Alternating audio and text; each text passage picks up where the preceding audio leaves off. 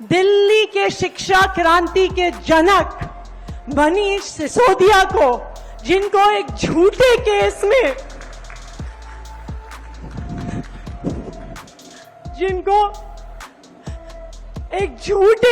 में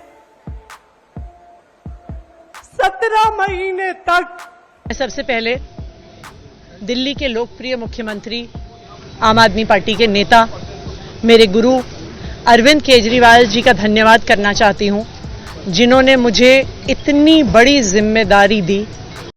भारत की राजनीति एक चक्र की तरह है जिसका पहिया घूमता रहता है, लिहाजा कई बार ऐसा भी होता है कि चीजें रिपीट भी हो जाती हैं।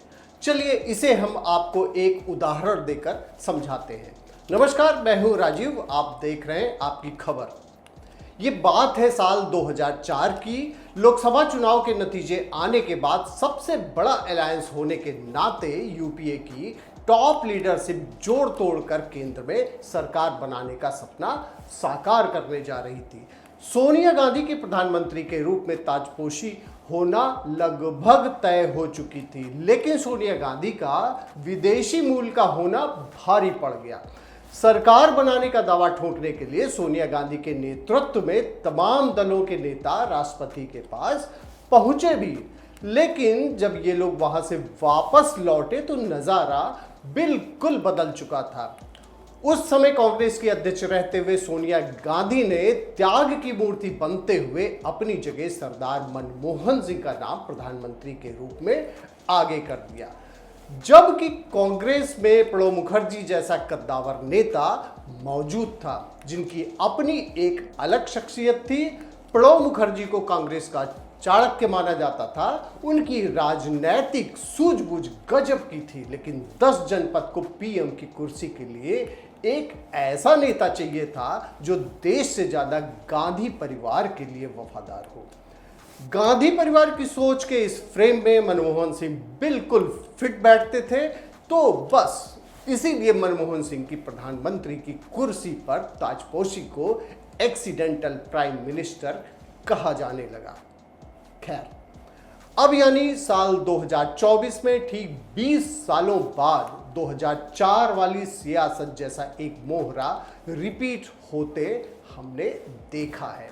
आतिशी के रूप में वो एक्सीडेंटल प्राइम मिनिस्टर नहीं बल्कि एक्सीडेंटल चीफ मिनिस्टर बनी है, वो भी दिल्ली की। जी हाँ, दिल्ली वालों को अपना नया सीएम मिल गया है। अरविंद केजरीवाल ने आतिशी को अपना उत्तराधिकारी चुना है। सीएम पद की रेस में सौरभ भारद्वाज, गोपाल राय, कैलाश गहलोत, राखी बिरला समेत कई नाम थे जो अब पिछड़ गए हैं, जिसके बाद अब यह सवाल उठता है कि आखिर अरविंद केजरीवाल ने आतिशी को ही दिल्ली का नया सीएम क्यों बनाया है? क्या अरविंद केजरीवाल ने सोनिया गांधी वाला ही वफादारी वाला दांव चुना है? चलिए अपनी इसी रिपोर्ट में हम ये जानने की कोशिश करते हैं। देखिए, इस बात में कोई शक नहीं है कि आतिशी को अरविंद केजरीवाल का सबसे भरोसेमंद और काफी करीबी माना जाता है। आतिशी आम आदमी पार्टी की कोई नई नेता नहीं है, बल्कि वो अन्ना आंदोलन के समय से ही अरविंद केजरीवाल और संगठन के साथ जुड़ी हुई हैं। महज 5 साल के अंदर उन्होंने अपनी काबिलियत से विधायक से मंत्री तक का सफर तय किया है। आतिशी 2020 में पहली बार कालकाजी से विधायक बनी थी। उन्हें साल 2023 में अरविंद केजरीवाल सरकार में मंत्री पद मिला। अब साल 2024 में वो दिल्ली की मुख्यमंत्री बन गई हैं। इस तरह से देखा जाए तो उनका सियासी सफर काफी चमत्कारी रहा है। ये समझ लीजिए कि दिल्ली शराब घोटाला में केस में जब अरविंद केजरीवाल और मनीष सिसोदिया जेल में थे, तब आतिशी ने ही मोर्चा संभाले रखा था। इस दौरान आतिशी सरकार के कामकाज से लेकर संगठन तक की जिम्मेवारी बखूबी निभाती रही। जब जब आम आदमी पार्टी पर मुसीबत आई, उन्होंने सामने आकर विरोधियों का मुकाबला किया। बीते कुछ समय से केजरीवाल और सिसोदिया की गैर मौजूदगी में वो आम आदमी पार्टी का प्रमुख चेहरा बन चुकी थी। अक्सर किसी भी मसले पर वह मीडिया के सामने आती थी और आम आदमी पार्टी का स्टैंड बहुत ही मजबूती के साथ रखती थी। उन दोनों बड़े नेताओं की गैर मौजूदगी में आतिशी ने संगठन और नेताओं का मनोबल गिरने नहीं दिया। चलिए अब आपको बताते हैं कि क्या वो वजह बनी कि अरविंद केजरीवाल ने सीएम की कुर्सी के लिए आतिशी को ही काबिल माना।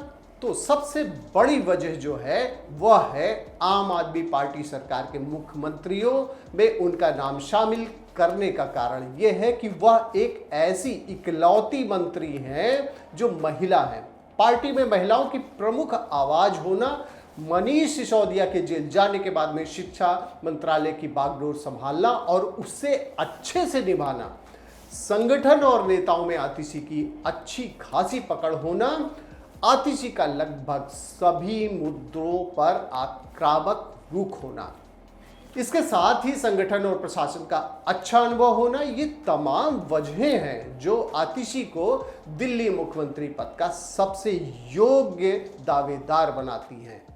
हाँ, एक और बात, आतिशी का केजरीवाल फैमिली से एक पर्सनल जुड़ाव भी है। जिस समय केजरीवाल जेल में थे, उनकी पत्नी सुनीता को संभालने का काम आतिशी ने ही किया था। जिस तरह से हर मंच पर वो सुनीता के साथ दिखी, हर मौके पर उनका बचाव किया, ये बताने के लिए काफी रहा कि उन्होंने नेता से हटकर एक परिवार के सदस्य की तरह स्थिति को संभालने की कोशिश की है। अब आतिशी का उस व्यवहार कुशलता ने उन्हें सीएम पद तक पहुंचाने का काम कर दिया है। खैर, ये तो रही आतिशी के मुख्यमंत्री बनने की बात। चलिए अब जानते हैं कि आतिशी की जिंदगी से जुड़ी कुछ खास बातें और यह भी जानते हैं कि वो कैसे आम आदमी पार्टी के संपर्क में आई। आतिशी की स्कूलिंग दिल्ली के स्प्रिंगडेल स्कूल से हुई थी। आतिशी ने सेंट स्टीफेंस कॉलेज से इतिहास की पढ़ाई की है। आतिशी ने ऑक्सफोर्ड यूनिवर्सिटी से मास्टर्स डिग्री हासिल की है। बाद में आतिशी को चिवनिंग स्कॉलरशिप भी मिली। इसके बाद आतिशी ने आंध्र प्रदेश के ऋषि वैली स्कूल में बच्चों को पढ़ाया भी है। वो ऑर्गेनिक फार्मिंग और शिक्षा व्यवस्था से जुड़े कामों में सक्रिय रहीं। फिर आतिशी भोपाल आ गई। वहाँ वो कई एनजीओ के साथ में काम करने लगी। इसी दौरान वो आम आदमी पार्टी और प्रशांत भूषण के संपर्क में आ गई। अन्ना आंदोलन के समय से ही आतिशी संगठन में सक्रिय रही हैं और अब आम आदमी पार्टी के प्रमुख चेहरों में शुमार हैं। आतिशी साल 2013 में आम आदमी पार्टी से जुड़ी। वो साल 2015 से लेकर 2018 तक दिल्ली के तत्कालीन शिक्षा मंत्री मनीष सिसोदिया के सलाहकार के तौर पर काम कर रही थी। आम आदमी पार्टी की वेबसाइट पर दी गई जानकारी के मुताबिक मनीष सिसोदिया की सलाहकार रहते हुए उन्होंने दिल्ली के सरकारी स्कूलों की दशा सुधारने, स्कूल मैनेजमेंट कमेटियों के गठन और निजी स्कूलों को बेहिसाब फीस बढ़ोतरी करने से रोकने के लिए कड़े नियम बनाने जैसे कामों में अहम भूमिका निभाई। आतिशी पार्टी की राजनीतिक मामलों की समिति की सदस्य भी हैं। आतिशी के पास फिलहाल दिल्ली सरकार में जो विभाग हैं उसमें education, higher education, technical training and education, PWD, energy, revenue, योजना, फाइनेंस, विजिलेंस, जल, public relations and law and order जैसे डिपार्टमेंट भी शामिल हैं। चलिए अब आपको बताते हैं कि एक वक्त पर कैसे आतिशी को अपने सरनेम की वजह से कंट्रोवर्सी फेस करनी पड़ी। दरअसल आतिशी ने लोकसभा चुनाव में भी अपनी किस्मत आजमाई थी। 2019 के लोकसभा चुनाव में आम आदमी पार्टी ने उनको पूर्वी दिल्ली सीट से उम्मीदवार बनाया था। उसी वक्त आतिशी मार्लेना के तौर पर जानी जाती थी। उसी चुनाव में प्रचार के दौरान आतिशी ने पार्टी के सभी रिकॉर्ड और चुनाव अभियान से जुड़े सभी कागजातों से अपना उपनाम यानी मार्लेना हटा दिया था। उस समय भारतीय जनता पार्टी ने आतिशी के सरनेम की वजह से उन्हें विदेशी और ईसाई बताकर घेरना शुरू कर दिया था।